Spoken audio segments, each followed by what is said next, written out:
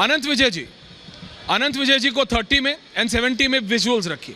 अनंत जी, जब इस तरीके का रोड शो और जो बात अभी विपक्ष के नेता भी एक अरविंद केजरीवाल, जिनको लेके आज एक अलग ही कंट्रोवर्सी हो गई कि उनके घर में क्या उन्हीं के सांसद को मार पिटाई हो गई, हालांकि कोई कंप्लेंट नहीं हुई है, बात उस पर नहीं, उन्होंने कुछ टिप्पणियां की थी मोदी, योगी, शाह सब मिला के।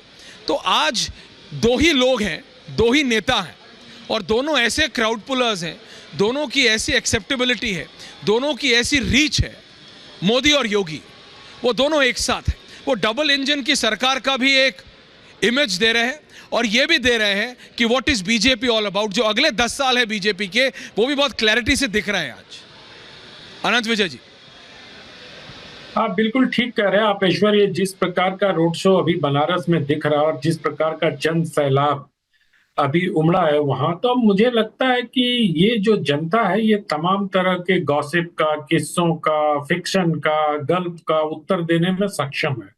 और जनता ने आज ये उत्तर दे दिया है, उत्तर प्रदेश की जनता ने, खासतौर पर काशी की जनता ने, कि उनके सबसे बड़े नेता नरेंद्र मोदी हैं, जो उनके सांसद हैं। और आप तस्वीरों में देखें कि उनके एक तरफ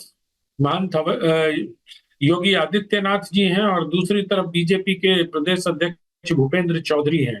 और लोग लगातार एक दीवानगी, मैं तो अभी आप ही के यहाँ विजुअल में देख रहा था कि जो विदेशी हैं वो भी बड़े आश्चर्यचकित होकर इन चुनावों में इस जन समर्थन को देख रहे हैं, क्योंकि विदेश में इस प्रकार का जन समर्थन दिखता नहीं है, कहीं बिरला होता है। वहां तो 10, 20, 50, 100 लोग आ जाते हैं, और ये जो देख रहे हैं, आपका कैमरा जिधर भी पैन हो रहा है उधर लोग ही लोग नजर आ रहे हैं। किसी के हाथ में नरेंद्र मोदी का पोस्टर है, कोई भगवा झंडा लहरा रहा है।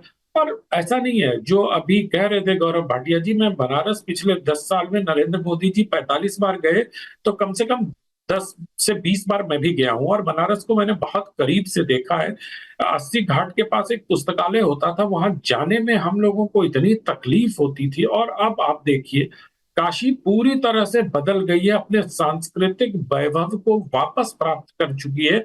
मुझे लगता है कि जिस प्रकार से मंदिर है, जिस प्रकार से काशी के आसपास का, काशी के विश्वनाथ मंदिर के आसपास का मंदिर है।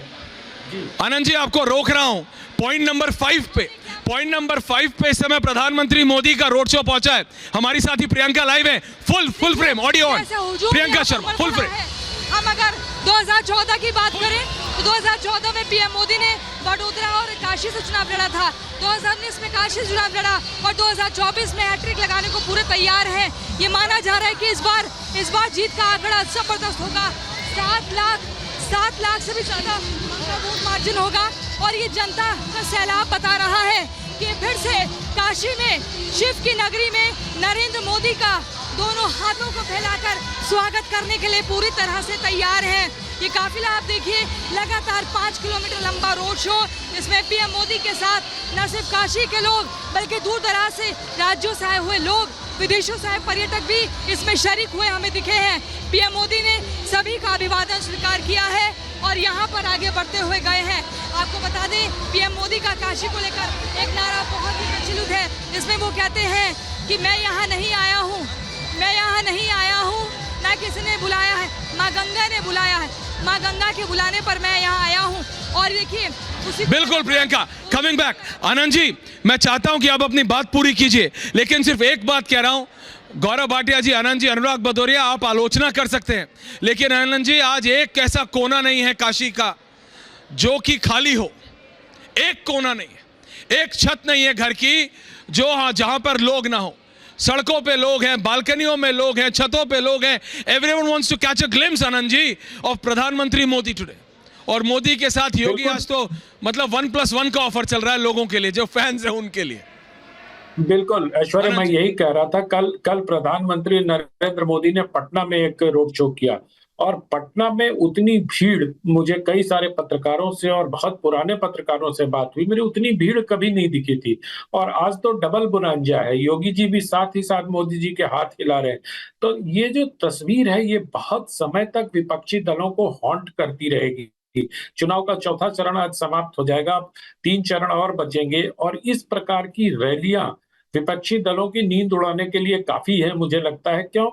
क्योंकि ये जो लोग आ रहे हैं इतनी गर्मी में, इतनी ह्यूमिडिटी में, इतनी कष्ट झेलकर जो लोग नरेंद्र मोदी की एक झलक देखने के लिए आ रहे हैं, आप कल्पना करिए ऐसा कहीं आपने देखा हो अगर पिछले चुनाव में, पिछले 2-3 चुनाव में देखिए नरेंद्र मोदी की लोकप्रियता में लगातार बढ़ोतरी हो रही है और ये बढ़ोतरी सिर्फ चेहरे से और इवेंट से नहीं होती है, ये बढ़ोतरी होती है निरंतर कार्य करने से, लोगों का भरोसा जीतने से, लोगों के अंदर एक विश्वास देने से कि किस प्रकार का काम और किस प्रकार की अपेक्षा आप किसी भी नेता से करते हैं और वो जब उसको पूरा करता है तो जनता अपने आशीर्वाद के तौर पर उसके सामने इसी तरह खड़ी हो जाती है जिस तरह आज काशी में नरेंद्र मोदी के शो में काशी के मतदाता, काशी के लोग, बाहर से काशी पहुंचे हुए लोग वहां उनको देखने के लिए, एक झलक पाने के लिए लोग बेताब हो रहे हैं। मैं आपके विजुअल में देख रहा था अभी जब पॉइंट नंबर 5 से आप बात कर रहे थे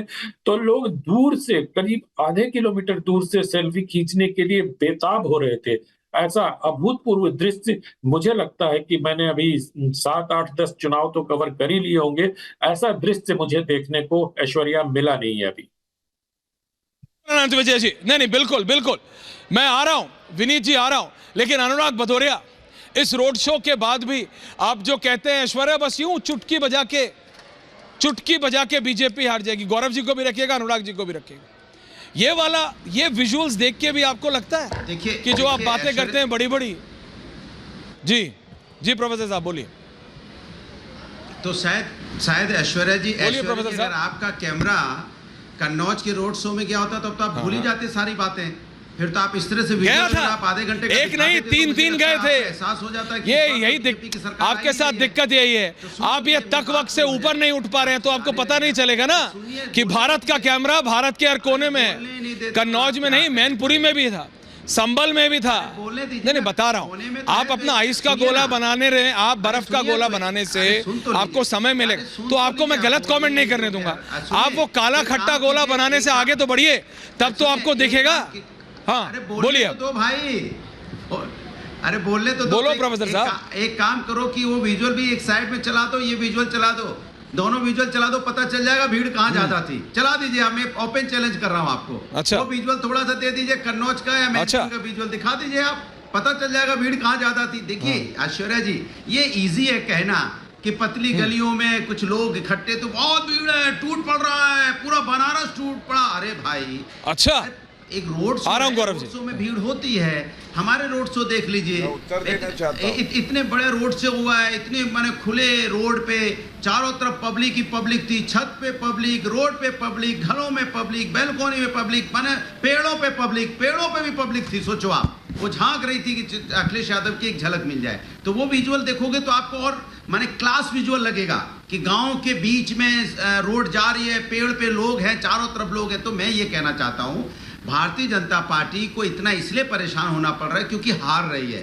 पूर्वांचल में पूरी तरह साफ हो रही है, ये बनारस में टक्कर है, बगल में चले जाएंगे आजमगढ़ हार रहे हैं बीजेपी, गाजीपुर हार रहे हैं, मछली शहर हार रहे हैं, लालगंज हार रहे हैं, भदोही हार रहे हैं, ये सब हारी हुई सीटें हैं। और थोड़ा आगे बढ़ जाओगे, इनकी भी व्यथा सुन लीजिए, भी हार रहे हैं, और आगे बढ़ जाओगे तो जौनपुर भी हार रहे हैं, ये तो पूर्वांचल की सारी सीटें हार रहे हैं। वहाँ जीत कौन सी सीट रहे ये बता दे मुझे।